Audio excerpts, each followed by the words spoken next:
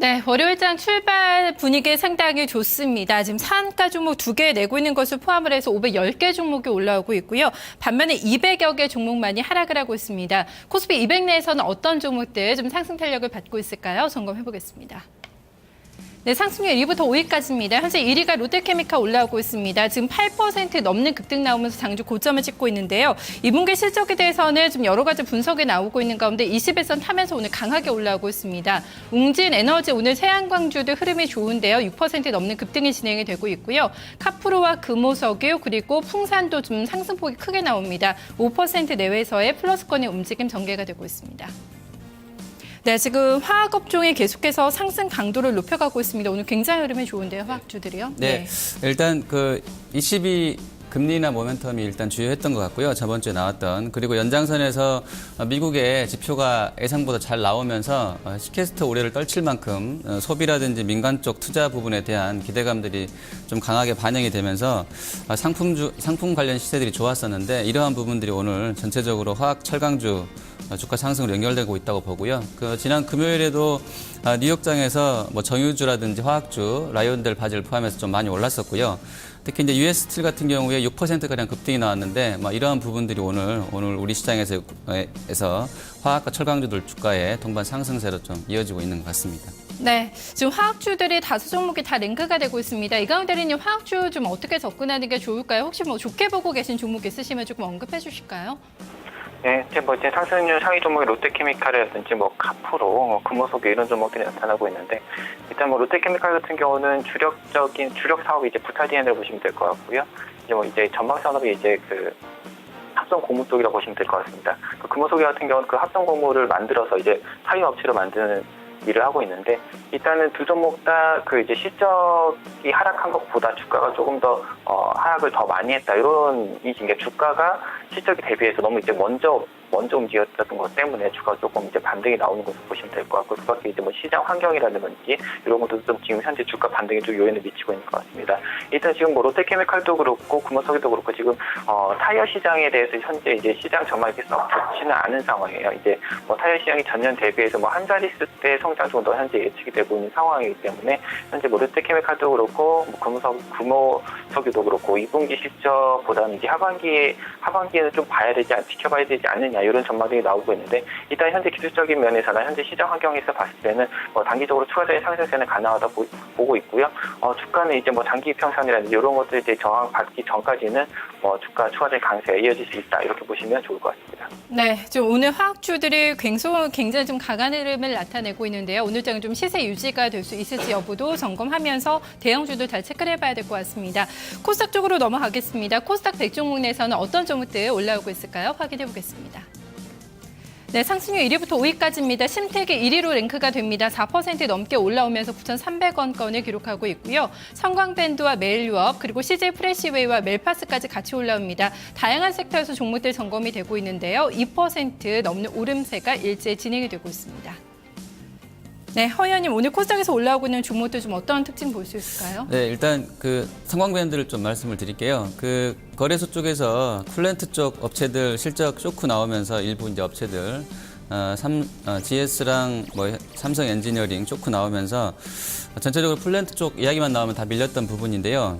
일단 후반에 실적을 냈던 대림산업이라든지 현대건설 쪽에서 예상보다는 그렇게 나쁘지 않은 실적이 나오게 되면서 좀 우려는 완화된 것 같습니다. 그리고 최근에 나오는 수주들이 계속 좀 연결되고 있는데 이러한 부분들이 피팅주라든지 코스닥의 조선기차제까지 조금 좋아지게 하는 게 아닌가 보고 있고요.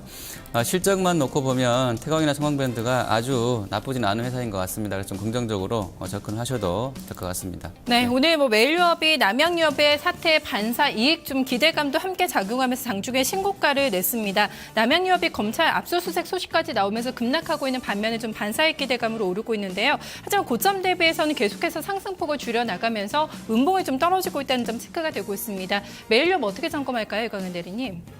네, 일단 메일유업 같은 경우는 사실 저번 주 목요일이었죠. 주가가 장중에 조금 크게 하락을 하면서 일단은 21선까지 좀 조정을 예상을 했었는데 이제 그런 예상을 이제 무색해 하는 이제 반등이 좀 강하게 나오고 있는 상황이죠. 일단 지금 상황에서는 어느 정도 이제 신규 매수자분들 같은 경우는 이제 이격이 좀 많이 벌어진 상황이기 때문에 다소 부담될 수 있는 상황이고요. 어떤 지금 거래량 같은 경우를 봤을 때는 어느 정도 단기 고점이 나올 수 있는 게 아닌가. 현재 오늘 주가로 주가가 어떻게 나올지 모르겠지만 지금까지 30분 정도가 이제 주가로만 봤을 때는 이제 음봉이 나오면서 위로 다소 이제 윗꼬리를 닿는 모습 이런 것들이 좀 체크가 되고 있는 상황이기 때문에 주가가 전일 종가, 그러니까 금요일 종가 수준까지 지켜준다면은 이제 기존 보유하시는 분들 같은 경우는 계속 보유를 하시면 좋을 것 같고요. 만약에 지난 종가를 좀 깨게 된다면은 21선까지 조금 약한 조정은 조금 염두에 두셔야 되지 않을까 생각을 하고 있습니다. 네, 멜리업도 최근에 신고가를 내고 있는 종목인데요. 좀 잘 점검을 해봐야 될 것 같고요. 심택이 1분기 어닝 쇼크가 나왔음에도 불구하고 이틀 연속에 좀 강한 반등이 체크가 되고 있습니다. 3분기 이후에 본격적인 실적 회복이 기대가 된다는 분석이 나오고 있는데요. 계속해서 상승 강도 높아나가고 있다는 점 심택 함께 체크가 되고 있습니다. 자, 유가증권시장에서 밀려나고 있는 종목도 어떤 종목도 있을까요? 코스피 200 내에서 확인해 보겠습니다. 네, 하락률 1위가 남양유업입니다. 여러 가지 악재가 겹치면서 오늘 3% 넘게 하락을 하고 있고요. STX 엔진이 1% 넘게 하락합니다. 한미약품이 금요일에 신고가 기록한 이후에 오늘 차익 매무소하고 있고요. 역시 같은 신고가권에서 움직이고 있는 한미약품과 SK텔레콤, 오뚜기까지 일제 약세권의 움직임이 현재 진행이 되고 있습니다.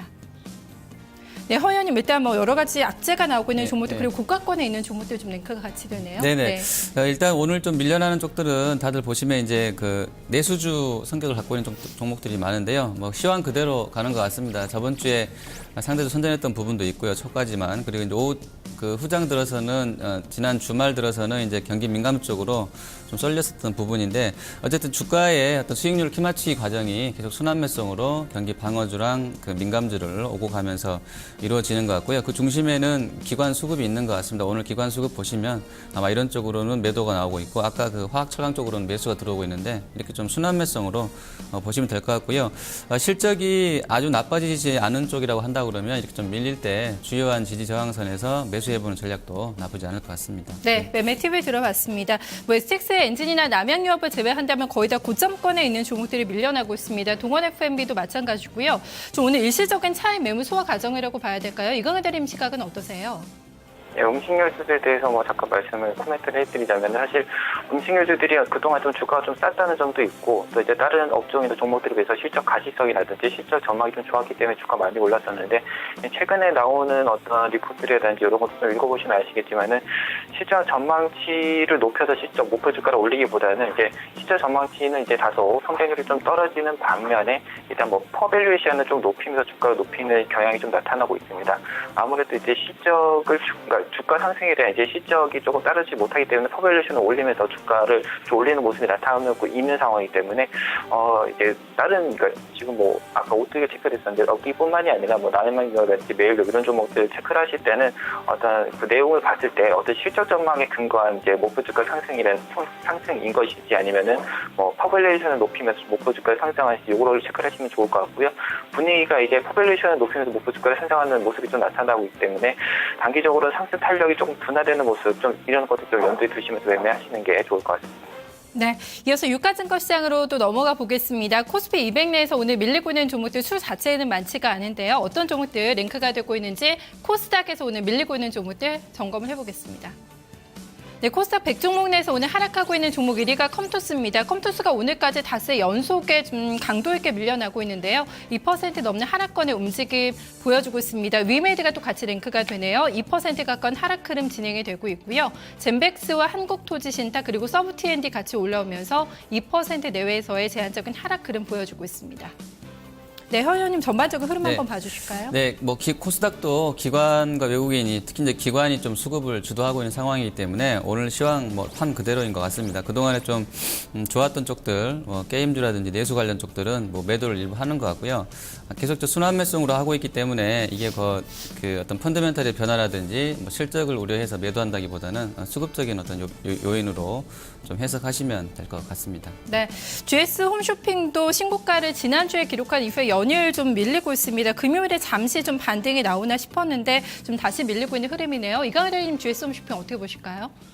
네, 홈쇼핑들이 그동안 이제 다른 코스닥 상위 종목들 중에서는 유독 이제 강세를 계속 꾸준히 이어갔던 종목 테마 중에 하나라고 보시면 될 것 같은데, 금일 같은 경우는 이제 뭐 의미 있는 낙폭은 아니지만은 일단 주가 지금 최근에 어느 정도 이격을 넓혔던 상황에서 다시 이제 21선까지 어떤 이격 조정을 보였다, 이렇게 판단하시면 좋을 것 같고요. 어떤 다른 종목이나 다른 테마들 비해서는 아직까지는 이 가치성이나 이런 것들이 조금 이 전망성이 좀 높기 때문에 계속해서 간쪽에 넣어두시되, 어떤 주가가 신규 매수하시는 분들 같은 경우는 이격이 벌어질 때 들어가는 것보다는 어떤 이격이 다소 좁혀질 때 들어가는 것이 어떤 수익률 면에서 좀 더 낫지 않을까 생각하고 있습니다. 네, GS 홈쇼핑까지 매매 팁을 들어봤습니다. 오늘 양시장에서 마찬가지입니다. 경기 민감주가 올라오고 있는 반면에 내수주 중에서 신고가를 냈던 종목들 차익 매물 소화하고 있는데요. 어떻게 진행이 되는지 여부 이번 주 좀 전반적으로 흐름을 잘 체크를 해봐야 될 것 같습니다. 오늘 지금까지 출발장 특징주의 흐름을 살펴봤습니다.